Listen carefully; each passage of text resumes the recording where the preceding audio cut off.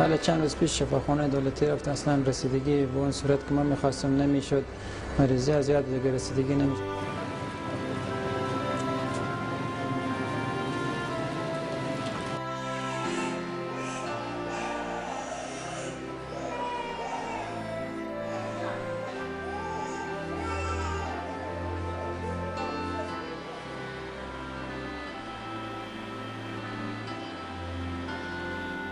که خود بدن انسان کسه و حرارت 36 درجه دماغ کسه اون توافق داره.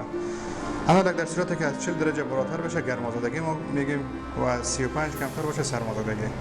که به این فصل سال کسه زیادتر مریضای ما هست فعلا هم که مراجعه میکنه، مریضای عوارض درد عضلات، مریضای ملاحه اسهال، دیگه مریضا که با ذره افزایش ضربان قلب به این لوحه مراجعه میکنه و شفاخانه.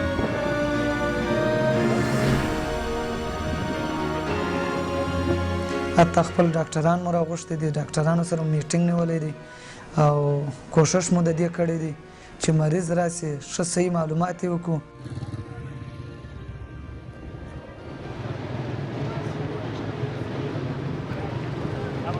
Allez, vous savez.